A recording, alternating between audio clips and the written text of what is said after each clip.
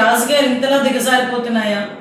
రాజకీయ నాయకుడు పదవుల గురించి, లేకపోతే వాళ్ళ నాయకుడు తాలూకా ప్రోత్సాహం గురించో, లేకపోతే వాళ్ళ నాయకుడు తాలూకా మన్నలను పొందడానికి వైఎస్ఆర్సీపీ నాయకులు ఇంతలా దిగజారుతున్నారా? నిజంగా చాలా బాధ అనిపించే సన్నివేశం. ఎందుకంటే ఒక మంత్రి చేసిన వ్యక్తి, రాజకీయంగా చాలా పదవులు చేసిన వ్యక్తి, చాలా సీనియర్ మోస్ట్ నాయకుడు, వైఎస్ఆర్సీపీ నాయకుడు అంబటి రాంబాబు. నేను ఇంతకుముందు అంబటి రాంబాబు గారు అనేదాన్ని, కానీ గారు అన్న పదానికి అర్హత లేని వ్యక్తి అంబటి రాంబాబు.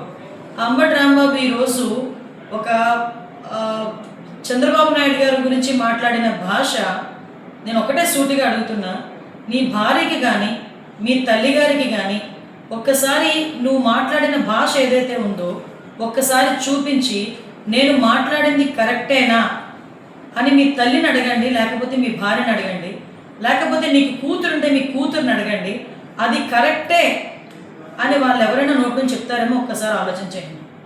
అంటే మీరు మాట్లాడే భాష నీ కుటుంబ సభ్యులు కూడా యాక్సెప్ట్ చేయలేని విధంగా ఉండేటప్పుడు, దట్టు నీ వయసు కన్నా పెద్ద వ్యక్తి, ఒక ముఖ్యమంత్రి స్థాయి వ్యక్తి, అటువంటి వ్యక్తి గురించి చాలా నీచంగా విద్వేషపూరితమైన మాటలు మాట్లాడుతూ ఒక్కొక్క విధ్వంసాన్ని సృష్టించడానికి ప్రోత్సహిస్తూ లా అండ్ ఆర్డర్ని ఎలాగైనా భగ్నం చేయాలనే ఉద్దేశంతో నువ్వు పడిన పన్నాగం చూస్తూ ఉంటే నిజంగా మిమ్మల్ని ఏ జాతిలోకి పరిగణలోకి తీసుకోవాలో కూడా మాకు అర్థం కావట్లేదు.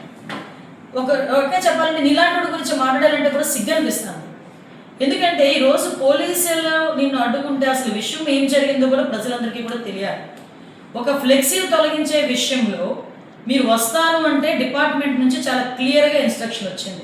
మీరు అదే పని మీద కనుక అక్కడ వస్తే ఇబ్బంది పడతారు, మీరు అక్కడికి రాకూడదు అంటే మీరే స్వయంగా అంబటి రాంబాబే స్వయంగా పోలీసులకి నేను గుడికి వస్తాను, గుడి దగ్గర నుంచి బయట ప్రెస్ మీట్ మాట్లాడుకొని వెళ్ళిపోతాను, దానికి మాత్రమే డిపార్ట్మెంట్ పర్మిషన్ ఇచ్చింది.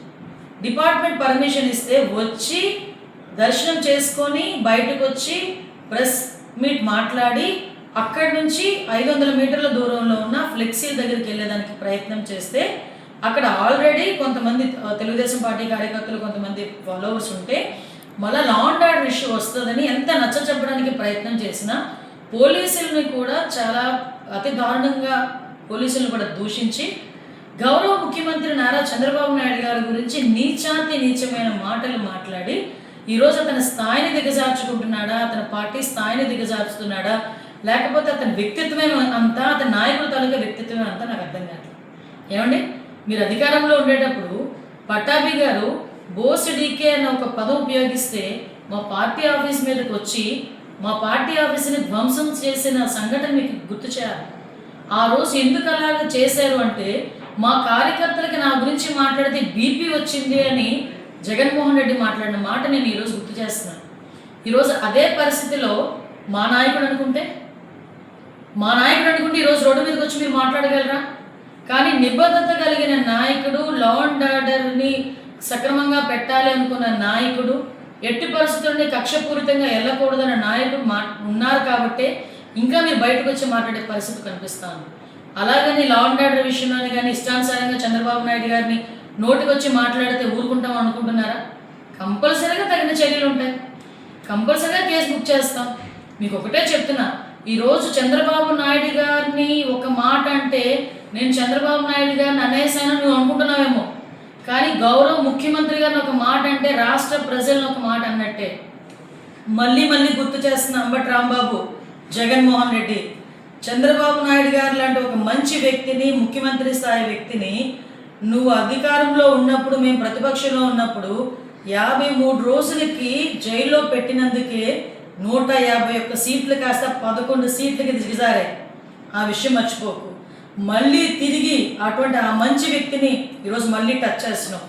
ఈరోజు నువ్వు ఎన్ని మాట్లాడినా, ఎన్ని బూతులు మాట్లాడినా ఆ మహానుభావుడు కుప్పం నియోజకవర్గంలో, తన సొంత నియోజకవర్గంలో సుమారుగా పిల్లలందరికీ కూడా 5,000 సైకిళ్ళు ఇచ్చి కుర్రోడ్ల సైకిల్ మీద హ్యాపీగా తొక్కుకుంటూ వాళ్ళతో పాటు ఉత్సాహాన్ని నింపి ముందుకెళ్తున్నారు. అది నాయకుడు అంటే.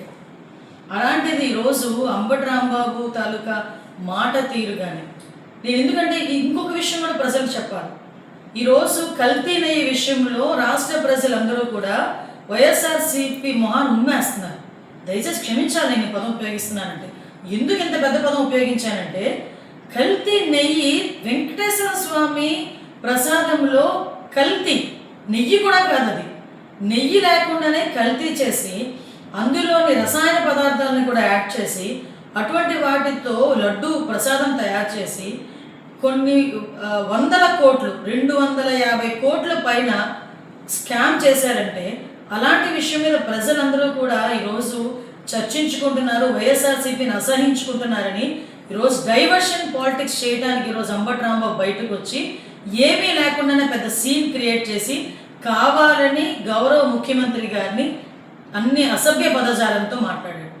అఫ్కోర్స్ నువ్వు అనుకుంటుండొచ్చు నేను డైవర్ట్ చేస్తున్నానని అనుకోవచ్చు, కానీ ప్రజలకు ఎప్పుడో రిజిస్టర్ అయిపోయింది విషయం. ఈరోజు నీ సంగతి రిజిస్టర్ అవ్వాలి, నువ్వు ఎలాంటోడివి, నీ నాయకుడు ఎలాంటోడు అన్న సంగతి కూడా ఎప్పుడో రిజిస్టర్ అయిపోయింది. ఎందుకంటే మీ భాగోతాలన్నీ మీరు అధికారంలో ఉన్నప్పుడే చూశారు ప్రజలందరూ కూడా. మళ్ళీ చెప్తున్నా అంబటి రాంబాబు, నోటికి వచ్చినట్టు మాట్లాడతాను, చంద్రబాబు నాయుడు గారి గురించి, లోకేష్ బాబు గారి గురించి, పవన్ కళ్యాణ్ గారి గురించి ఎలా మాట్లాడినా నాకు చెల్లిద్ది అనుకున్న రోజులు పోయే. నువ్వు ప్రజలకి సమాధానం చెప్పాలి, మా పార్టీ కార్యకర్తలకి క్షమాపణ చెప్పాలి. లా అండ్ ఆర్డర్ ఇష్యూస్ ఎవరైనా బ్రేక్ చేసినా కూడా ఎవరిని కూడా ఉపేక్షించే పరిస్థితి అయితే లేదు.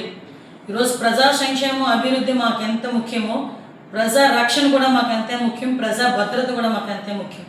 ఈ ప్రజా భద్రతకి, ప్రజా రక్షణకి విఘాతం కలిగించడానికి ఎవరు ప్రయత్నం చేసినా, అలాంటి విషయాలు రెచ్చగొట్టే ధోరణిలో ఎవరు మాట్లాడినా డెఫినెట్గా వాళ్ళ మీద చర్యలు ఉంటాయి. ఈ విషయంలోని కొంచెం జాగ్రత్త వహించాల్సిందిగా మాత్రం హెచ్చరిస్తున్నాం.